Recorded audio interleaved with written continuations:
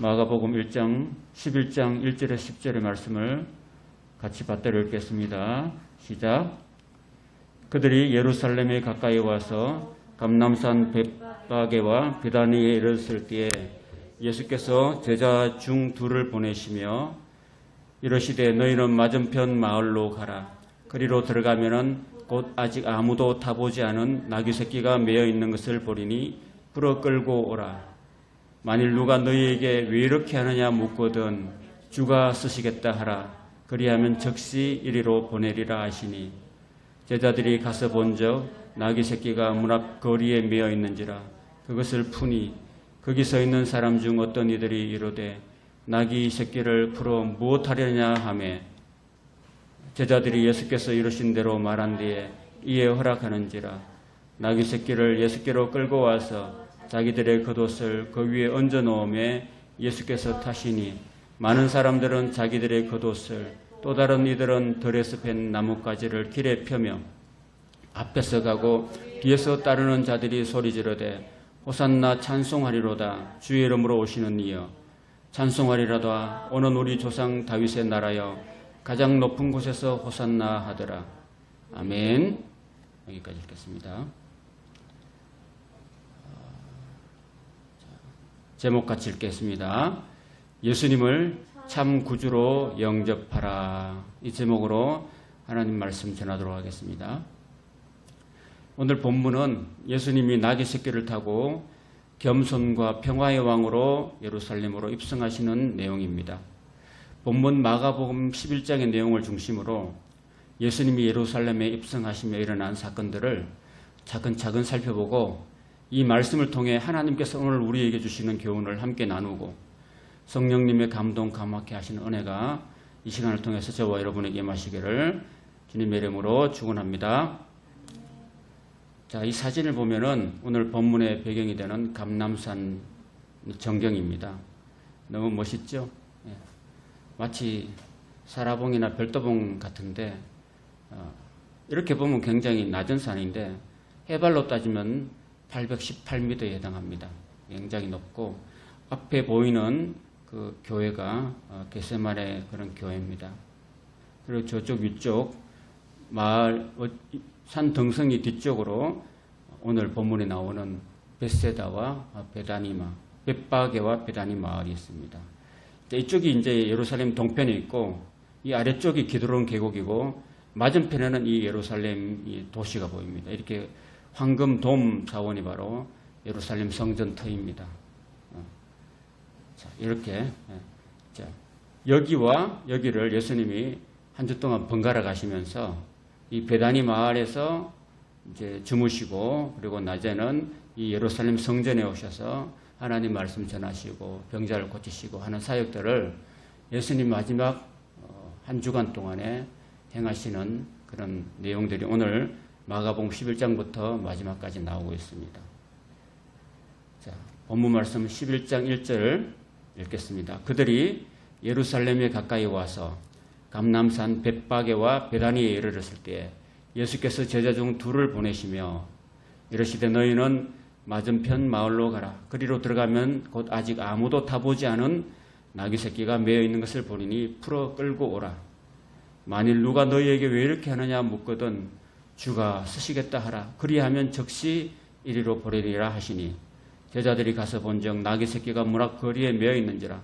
그것을 푸니 거기서 있는 사람 중 어떤 이들이 이르되 나귀 새끼를 풀어 무엇하려느냐 하매 제자들이 예수께서 이르신 대로 말한데 이에 허락하는지라. 이 내용은 구약성경 스가랴 9장 9절에 기록된 예언의 성취 사건으로 볼 수 있습니다. 스가랴 9장 9절에 보면 이런 말씀이 있습니다. 시온의 딸아 크게 기뻐할지어다. 예루살렘의 딸들아 즐거이 부를지어라. 보라 내 왕이 내게 임하시나니 그는 공의로우시며 구원을 베푸시며 겸손하여서 나귀를 타시나니 나귀의 작은 것 곧 나귀 새끼니라. 나귀 새끼를 예수께로 끌고 와서 자기들의 겉옷을 그 위에 얹어 놓음에 예수께서 타시니 많은 사람들은 자기들의 겉옷을 또 다른 이들은 들에서 벤 나뭇가지를 길에 펴며 앞에서 가고 뒤에서 따르는 자들이 소리 지르되 호산나 찬송하리로다. 주의 이름으로 오시는 이여 찬송하리로다. 오는 우리 조상 다윗의 나라여 가장 높은 곳에서 호산나 하더라. 방금 읽었던 7절에서 11절은 왕이신 예루살렘, 예수님의 예루살렘 입성 퍼포먼스라고 하셨습니다. 다만 왜 이런 퍼포먼스를 했는가에 대한 동기는 예수님과 무리의 차이가 있다는 말씀입니다. 무리들이 호산나 찬송했던 이유는 예수님이 예루살렘에 들어오시면은 즉시로 강한 능력으로 정치적이고 군사적인 힘으로 로마 군대를 완전히 예루살렘에서 몰아내고 이스라엘의 해방과 독립을 정치시켜 주실 것이다 라는 그런 강력한 그런 소망이 있어서 그렇게 호산나를 외쳤던 반면 예수님은 지금 자신이 예루살렘에 입성하셔서 십자가의 죽으심으로 인류의 근본적인 죄를 청산하시고 3일 만에 부활하셔서 모든 인류들에게 구세주가 되어서 온 세계를 구원하는 영원한 왕, 영원한 통치자가 되시고자 하신 것이 바로 예수님이 꿈꾸는 나라였습니다. 그런데 제자들이나 이스라엘 백성들은 이런 예수님의 십자가와 부활의 진정한 의미를 몰랐기 때문에 자기들이 원하는 세상 나라를 위한 호산나를 외쳤던 것입니다. 그렇지만 자신들의 뜻대로 예수님이 반응하지 않자 결국 예수님을 배반하거나 예수님께 등을 돌렸습니다. 그래서 호산나를 외쳤던 무리들은 얼마 후에 예수를 십자가에 못 박으라고 소리치고 예수님을 죽음으로 몰아가는 사람들이 되었습니다. 누가복음 19장 39절에 이런 말씀이 있습니다. 무리 중 어떤 바리새인들이 말하되 선생이여 당신의 제자들을 책망하소서 하거늘 대답하여 이르시되 내가 너희에게 말하노니 만일 이 사람들이 침묵하면 돌들이 소리 지르리라 그렇게 말씀하셨습니다. 어린아이들이나 그런 백성들이 호산나 외치고 막 예수님을 환영했을 때 당시의 종교 지도자들은 이것을 반대하고 예수님께 제자들을 책망해달라고 말을 했습니다. 그럴 때 예수님은 그 무리들의 외침을 거부하지 않으시고 그냥 놔두셨습니다. 그것을 보면 예수님께서는 비록 당시의 종교 지도자들로부터 살해 위협을 받으셨고 그 때문에 엄밀하게 또 캄캄한 밤에 예루살렘에 아무도 모르게 들어올 수 있었지만은 예수님은 그렇게 하지 않으시고 유월절 기간에 많이 흩어져 있던 디아스포라 유대인들이 유월절 절기를 지키기 위해서 예루살렘에 많이 들어왔을 그때에 모든 사람들이 보는 앞에서 그들의 호산나의 외침 속에서 자신이 메시아이심을 공적으로 밝히 드러내시면서 입성하셨다라는 것입니다. 이렇게 하신 이유는 예수님이 인류 구원을 위한 십자가와 부활의 사건을 이루실 때 그것이 역사 가운데 아무도 모르게 엄밀하게 진행되는 사건이 아니라 만인 앞에서 너무나 밝히 드러내신 공적이고 역사적인 사건이심을 보여주시기 위함이었다는 것입니다. 지금 예수님이 호산나를 외치는 그때는 예루살렘에 들어오기 직전의 사건이었습니다. 그러면서 들어오기 직전에 어떤 일이 있었냐면 누가복음 19장 41절에 이런 내용이 또 첨가되어 있습니다. 가까이 오사 성을 보시고 우시며 자 여기 보면은 그 감람산에서 예루살렘으로 내려가는 내리막길이처럼 보이죠. 이 내리막길을 내려가시면서 예수님께서 이 예루살렘 성을 보시면서 눈물을 흘리셨다라는 것입니다. 그 눈물 흘린 그 교회가 바로 이 예수님의 눈물교회라고 지금도 가면 있습니다. 여기서 예수님이 눈물 흘리신 이유가 있습니다. 눈물 흘리시면서 이렇게 말씀하십니다. 이르시되 너라는 것은 예루살렘 성을 말합니다. 너도 오늘 평화에 관한 일을 알았더라면 좋을 뻔하였거니와 지금 너의 눈에 숨겨졌도다. 날이 이를지라 내 원수들이 토둔을 쌓고 너를 둘러 사면으로 가두고 또 너와 및 그 가운데 있는 내 자식들을 땅에 메어치며 돌 하나도 돌 위에 남기지 아니하리니 이는 네가 보살핌을 받는 날을 알지 못함을 인함이니라 말씀하셨다는 것입니다. 예수님이 예루살렘에 입성하시기 전에 바로 전에 감람산 내리막길에서 예루살렘 성을 보시면서 눈물 흘리신 이유는 예루살렘에 사는 이스라엘 백성들이 구약 때부터 지금 예수님까지 끊임없는 하나님의 구원 요청을 받아들이지 않고 거절하고 등을 돌리고 외면한 결과로 예루살렘이 조만간 하나님의 심판과 비참한 멸망을 당할 것을 아시고 예수님이 너무나 안타까워하셨기 때문이었습니다. 이 예수님의 말씀대로 예루살렘은 예수님이 말씀하신 이후로 한 38년 후에 주 70년 로마의 티투스 장군에 의해서 완전히 파괴되고 멸망당하고 말았습니다. 예수님께서 하나님의 구원의 부르심을 우리에게 또 이스라엘 백성들에게 끊임없이 선지자들을 보내고 또 보내시면서 암탉이 알을 품듯이 품으려고 그렇게 애썼지만 이스라엘 백성들은 끝까지 하나님께 등을 돌리고 외면한 결과 멸망당한 예루살렘이 되고 말았던 것입니다. 그렇게 주님을 외면한 하나님의 구원의 요청을 외면한 예루살렘은 오늘날 예수님을 영접하지 않고 사는 하나님을 등지고 하나님을 외면하고 끝까지 복음을 받아들이지 않는 오늘의 세상을 또 오늘의 세상 사람들을 가리키고 있습니다. 오늘날도 수많은 우리 주변의 이웃들이 예수님의 자비하신 구원의 부르심을 외면하고 있습니다.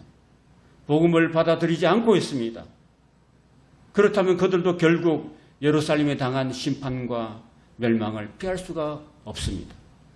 그러므로 오늘 먼저 믿는 저와 여러분들은 아직도 주님의 자비하신 부르심에 등 돌리고 그저 세상 속에서 세상만 바라보고 세상의 그런 주는 향당 속에서 취해서 세상만 바라보고 자신이 영원히 심판받아 지옥으로 떨어질 줄도 모르고 그렇게 어리석게 살아가고 있는 세상 사람들을 위해서 저와 여러분은 먼저 믿은 이유로 끊임없이 그들을 위해서 기도하고 그들에게 복음을 전하고 그들을 하나님께로 인도해야 되는 사명이 우리에게 있습니다. 십자가의 한편 강도는 마지막 죽어가면서도 예수님을 영접했기 때문에 그는 예수님으로부터 오늘 밤 네가 나와 함께 낙원에 있을 거라는 은혜를 받았습니다. 마지막 죽기 직전까지도 예수님은 그 영혼을 구원하셨다는 사실을 우리가 기억하고 오늘 우리 주변에 우리 가족 중에 아직도 예수님을 영접하지 않는 그런 사람이 있다면 죽을 때까지라도 죽는 그 순간까지라도 우리는 그들을 위해서 기도하고 복음을 전하고 그들을 위해서 눈물로 기도하는 일을 우리는 쉬면 안 되는 것입니다. 왜냐? 우리는 먼저 믿었기 때문에 먼저 믿은 우리가 복음을 받아들이고 그 복음을 아직 믿지 않는 사람들에게 사랑하는 이웃들에게 전하고 그들을 위해서 기도하는 사명을 우리가 받았기 때문입니다. 마가복음 11장 11절입니다. 예수께서 예루살렘에 이르러 성전에 들어가사 모든 것을 둘러보시고 때가 이미 저물매 12제자를 데리시고 베다니에 나가시니라. 이렇게 예루살렘 입성 첫날이 마무리됩니다. 그리고 예수님 일행은 숙소가 있는 베다니 마을에 나사로의 집으로 늦은 저녁 시간에 들어가셨습니다. 예수님 일행은 12제자와 예수님 그리고 마리아와 수산나 요한나 등을 포함하면 대략 한 15명, 16명 정도 되는데 그들이 가난한 나사로의 집에 가서 한 끼만 먹으면은 한 주간 식량이 다 동나기 때문에 예수님은 그 집에 늦게 들어가셔서 저녁을 드시지 않으셨어요.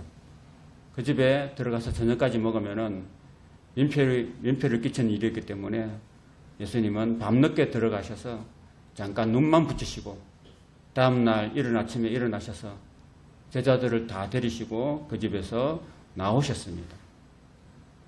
마르다가 랍비여 저반 드시고 나가셔야죠 이렇게 이야기했는데 예수님은 아니다. 오늘 아침에 예루살렘 시내에 일찍 볼 일이 있다. 예수님 사실 볼 일이 없었어요.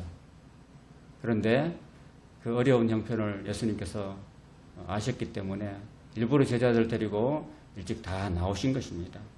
예수님 이렇게 죽음을 앞두시고도 늘 가난하고 어려운 사람들을 돌아보셨고 또 그들을 배려해 주셨고 그들에게 누를 끼치는 일을 하지 않으셨습니다. 오늘날도 예수님은 우리가 가난하고 어렵게 사는 것을 다 아시고 우리의 형편을 다 하감하시고 우리에게 필요한 모든 양식들을 채워주실 줄로 믿습니다. 12절 읽겠습니다. 이튿날 그들이 베다니에서 나왔을 때 예수께서 시장하신지라. 일찍 나왔으니까 아침도 안 드시고 나왔으니까 당연하죠. 멀리서 잎사귀 있는 한 무화과 나무를 보시고 그 나무에 무엇이 있을까 하여 가셨더니 가서 보신즉 잎사귀 위에 아무것도 없더라. 이는 무화과의 때가 아님이라. 예수께서 나무에게 말씀하여 이르시되 이제부터 영원토록 사람이 내게서 열매를 따먹지 못하리라 하시니 제자들이 이를 듣더라. 자, 여러분 이 사진을 보면은 여러분 무화과 나무에는요, 우리나라 무화과 나무 잘 없잖아요. 우리 교회 앞에 무화과 나무 있긴 하지만은 그 무화과는요 이렇게 두 종류의 열매를 맺습니다. 두 종류의 열매라기보다는 열매 맺는 순서도 있는 거예요. 처음에는 첫 열매를 파게라고 합니다. 파게, 배파게. 그러니까 그 동네 이름이 배파게잖아요. 그 파게, 그러니까 파게가 열리는 집이라는 뜻이거든요. 그 파게라가 바로 무화과 나무가 봄에 첫 열매를 냈는데 그 첫 열매는요 사실은 그 내다 팔 수 있는 상품이 아니에요. 첫 열매는 그냥 그 작고 맛도 별로 없어요. 그렇지만 이 첫 열매가 열리면은 이 열매는 아무나 따먹을 수 있는 거예요. 첫 열매를 따줘야지만이 그 다음에 이제 본 열매에 있는 오른쪽에 있는 테에나가 아주 굵고 사람 주먹만하게 굵고 아주 달고 맛있는 이 테에나는 본 무화과 열매를 맺을 수 있기 때문이었습니다. 아까 이는 무화과의 때가 아님이라 그랬잖아요. 그거는 테에나라는 본 열매가 열리는 때가 아니라는 뜻입니다. 제가 설명을 드렸죠. 그래서 이제 이른 아침에 나사로의 집에서 나오셔서 시장하신 예수님이 이 무화과 나무에서 얻고자 했던 열매는 첫 열매였어요. 그때가 6월절이거든요. 6월절은 우리나라 달력을 하면 3월달쯤 돼요. 봄입니다. 봄인데 이 파괴를 원하셨는데 잎만 무성할 뿐 열매가 없었기 때문에 여러분 파괴를 맺지 못하면 그 열매는 태어나도 맺을 수 없다는 것을 아셔야 돼요. 그래서 예수님은 이 무화과 나무는 파괴를 맺지 못했고 열매만 잎사귀만 가득했기 때문에 앞으로 여름이 되고 가을이 돼도 이 나무는 본 열매인 테이나를 맺지 못하는 것을 아셨습니다. 그래서 예수님은 이 무화과 나무가 앞으로 계속 열매를 맺지 못할 것이라고 말씀하신 겁니다. 이미 이 무화과 나무는 무화과 나무의 사명을 다한 것이죠. 그죠? 그래서 그렇게 말씀하신 거예요. 그런데 유명한 철학자였던 버트란트 러셀이라는 사람은 이 부분을 오해했습니다. 예수님에 대해서 아직도 생명 있는 나무를 함부로 저주하는 몰인정하고 무서운 분이라고 하면서 자신은 그런 예수를 믿지 않겠다고 그렇게 얘기를 했다는 것입니다. 이 러셀은 공부를 많이 한 지식인이었고 철학자였는데 성경을 오해하고 결국 예수를 믿지 않는 사람이 되고 말았습니다. 여러분, 오해라는 것은 무서운 비극을 낳는다는 사실을 우리는 분명히 알아야 됩니다. 그래서 이 성경을 읽을 때에도 성경을 바르게 이해하고 또 바르게 읽고 그리고 성경을 바르게 이해할 때 우리는 바른 예수님을 우리는 믿게 될 수가 있는 것입니다. 아까 설명드렸던 이 버트란트 러셀이라는 사람은 나는 왜 기독교인이 아닌가라는 이 책을 지어서 아까 그 이유 있잖아요. 그죠? 예수님이 무화과 나무를 저주하신 나쁜 분이다라는 오해하고 그는 이런 책을 쓰고 예수님을 오해하고 믿지 않았던 사람이었습니다. 참 안타까운 마음입니다. 여러분들은 예수님 오해하지 마시길 바랍니다. 그들이 예루살렘에 들어가니라. 예수께서 성전에 들어가서 성전 안에서 매매하는 자를 내쫓으시며 돈 바꾸는 자들의 상과 비둘기 파는 자들의 의자를 둘러보시며 아무나 물건을 가지고 성전 안으로 지나다님을 허락하지 아니하시고 이에 가르쳐 이르시되 내 기록된 바 내 집은 만민이 기도하는 집이라 칭함을 받으리라 하지 아니하였느냐. 너희는 강도의 소굴을 만들었도다 하시매 대제사장들과 서기관들이 듣고 예수를 어떻게 죽일꼬 하고 꾀하니 이는 무리가 다 그의 교훈을 놀랍게 여김으로 그를 두려워함일러라. 여러분, 예수님 당시에는 예루살렘 성전이 유일한 공동 예배 처소였습니다. 더구나 예루살렘 성전이 가로 500m, 세로 300m 정도의 그런 터 위에 서 있었습니다. 그 터의 제일 바깥 부분이 바로 이방인들이 들어올 수 있는 이방인의 뜰이었습니다. 그 이방의 뜰에는 이방인들이 하나님께 나와서 기도하고 제물을 드리고 예배 드릴 수 있는 공간이었는데 당시 제사장들은 그런 장소에 이방인들이 예배 드릴 수 없게 만들었습니다. 대신에 자신들의 치부를 위해서 돈을 바꾸어 주고 엄청난 환전료를 챙기는 그런 일을 거기서 했다는 것입니다. 그리고 제사용 비둘기를 엄청난 프리미엄을 붙여가지고 예배하러 온 사람들에게 팔아서 폭리를 취하여서 자신들이 막대한 부를 축적하는 그런 장소로 그렇게 하나님의 성전을 사용하였다는 것입니다. 이런 것은 예수님 보실 때 하나님의 뜻에 역행하는 그런 처사였습니다. 여러분, 만약에 여기 예배하는 공간인데 여기 예배 모든 단단을 다 채우고 여기서 무슨 장사를 한다든지 여기서 무슨 예배를 드리지 않고 다른 일을 한다면은 하나님 기뻐하지 않는 거잖아요. 예수님은 거룩한 하나님의 성전이 종교 지도자들과 상인들의 결탁으로 성전 본연의 사명인 예배와 기도의 그 역할을 하지 못하고 강도의 소굴이 된 것을 강하게 책망하시고 잘못된 것을 성전에서 추방하시고 성전을 정화시키는 일을 가장 먼저 하셨습니다. 사랑하는 성도 여러분, 예수님의 십자가 이후에 지금까지 하나님을 믿는 모든 사람 안에 하나님의 성령이 들어오셔서 거주하십니다. 그래서 우리 안에 하나님의 성령이 들어오시기 때문에 예수님을 믿는 사람은 곧 하나님의 성전이라고 고린도전서 3장 16절에서 17절에 말씀하고 있습니다. 다 함께 고린도전서 3장 16절과 17절을 크게 읽도록 하겠습니다. 시작.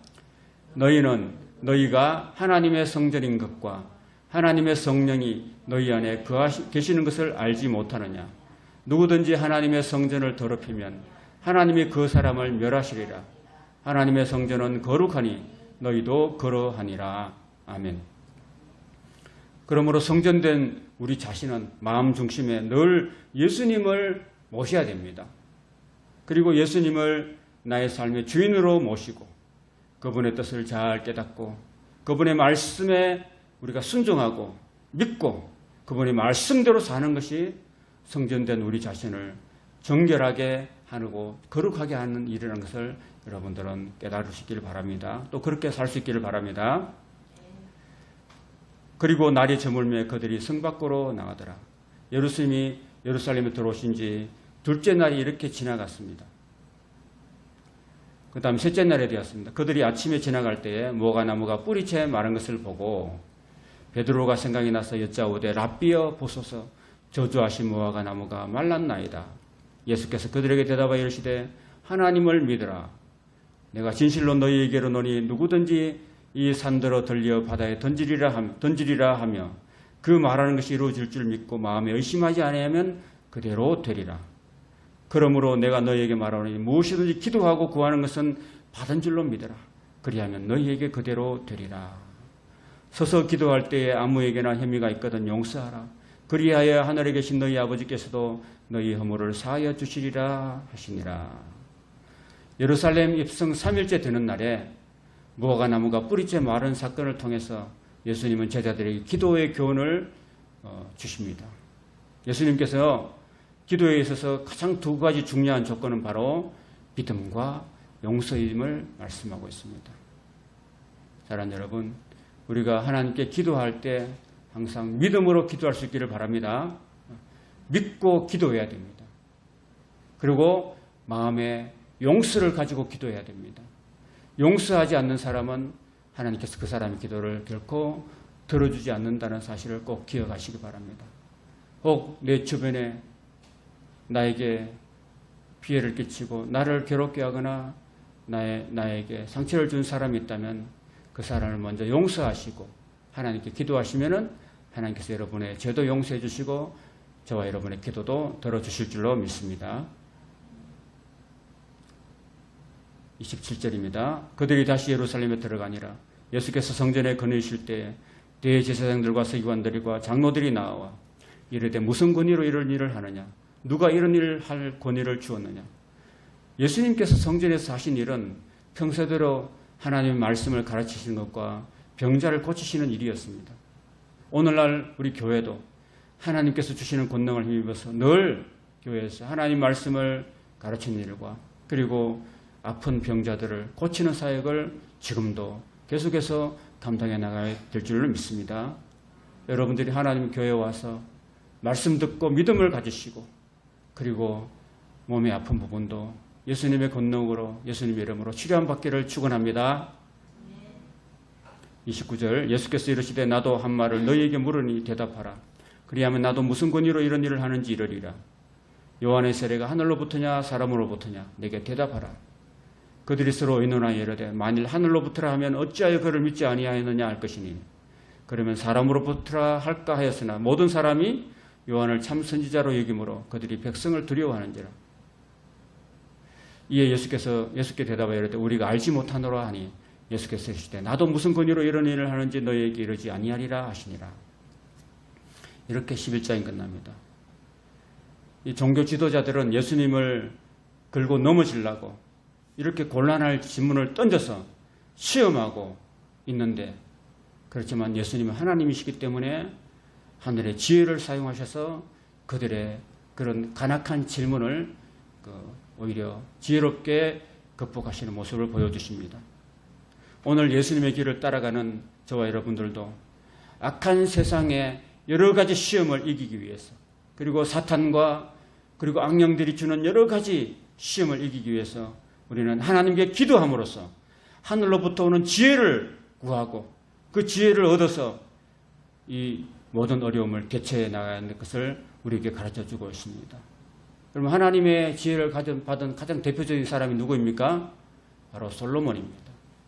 솔로몬이 왕이 되었을 때 그는 하나님의 지혜를 얻었습니다. 그래서 어느 날 두 여자가 이제 솔로몬 임금 앞에 재판을 받으러 나왔습니다.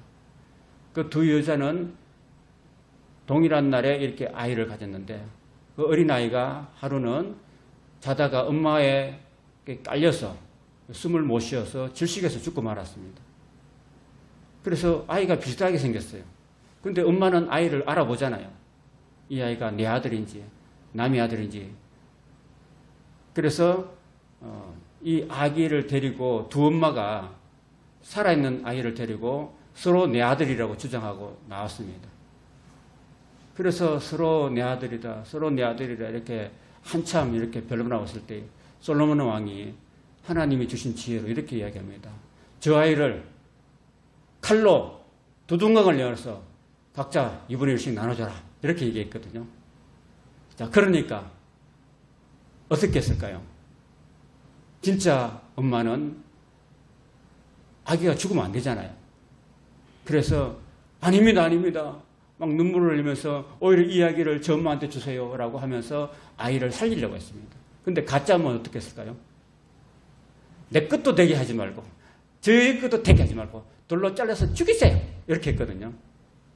그리고 금방 솔로몬 임금이 알아보고 진짜 이 아이의 엄마는 바로 이 여인이다라고 알아챘습니다. 그게 바로 솔로몬의 심리, 인간의 심리를 이제 꿰뚫어보는 그런 하나님이 주신 하늘의 지혜를 가지고 그렇게 심판을 했다는 것입니다. 판결했다. 참 지혜로운 왕이고요. 그것은 바로 하늘로부터 얻은 지혜였습니다. 오늘 저와 여러분들도 이 세상 살아갈 때 이런 지식은 지혜와 다른데 우리가 하나님께 우리가 공부를 많이 못하고 대학원 박사과정 못했다 할지라도 그런 사람이 지혜로운 게 아니라 하나님께 지혜를 구하고 하나님이 주신 지혜를 얻는 사람이 참으로 지혜로운 사람인 줄 믿습니다. 그 지혜는 어디서 오느냐? 바로 하나님으로부터 옵니다. 야고보서 1장 5절 이렇게 말씀합니다. 우리 다 같이 한번 읽어볼까요? 시작. 너희 중에 누구든지 지혜가 부족하거든 모든 사람에게 후히 주시고 꾸짖지 아니하시는 하나님께 구하라. 그리하면 주시리라 말씀하셨습니다. 여러분, 우리가 이 세상 살 때는 정말 지혜가 필요합니다. 지혜가 있는 사람은 여러분 성공합니다. 오늘날 이 사회는 지혜를 구하고 있습니다. 지혜로운 사람을 요구하고 있습니다. 그래서 예수님은 제자들을 파송하면서 마태복음 10장 16절에 이렇게 말씀하십니다. 보라, 내가 너희를 보냄이 양을 이리 가운데로 보낸 것 같도다. 여러분, 양을 이리 가운데 보면 이리 밥이 되기 십상이잖아요. 그렇지만 그 양이 이리 가운데 보내졌는데도 불구하고 그 양이 살아날 수 있는 그런 비결은 뭐냐? 바로 뱀같이 지혜로워야 된다는 것입니다. 그리고 비둘기처럼 순결해야 된다는 것입니다. 오늘 우리가 이 세상 살아갈 때 우리는 예수님의 제자로서 이 세상에 보냄받은 어린 양과 같은 사람입니다. 이 세상은 마치 우리를 잡아삼킬 듯한 그런 이리 같은 세상입니다. 늑대 같은 그런 사람들이 얼마나 우울한지 모릅니다. 그런데 그 가운데서 우리가 살아남을 수 있는 비결은 뱀같이 지혜로워야 된다는 것입니다. 그 지혜는 바로 하나님께 구할 때 주신다는 사실을 기억하고 또 비둘기처럼 우리가 깨끗하고 순결해야 된다는 것입니다. 왜냐? 비둘기처럼 순결할 때 하나님의 성령이 우리와 함께 하시기 때문입니다. 세상 사람들처럼 온갖 그냥 이런 강교한 꾀를 가지고 사는 것이 아니라 하나님 앞에 순수하게 행할 때 하나님께 순결한 마음을 가지고 죄를 짓지 않고 살 때 하나님은 죄 짓지 않고 순결한 사람을 좋아하시고 그들과 함께 하시기 때문에 하나님이신 지혜가 충만하신 하나님이 우리와 함께 하실 때 우리는 지혜로운 사람이 될 수 있다는 것을 우리에게 가르쳐주고 있는 것입니다. 그래서 저와 여러분들은 거짓으로 살지 말고 죄를 지으며 살지 말고 속이지 말고 하나님 앞에 정직하고 순결하게 살아서 성령이 함께 하시고 성령이 함께 하셔서 지혜로운 삶을 사는 저와 여러분 되시기를 주님 이름으로 축복합니다.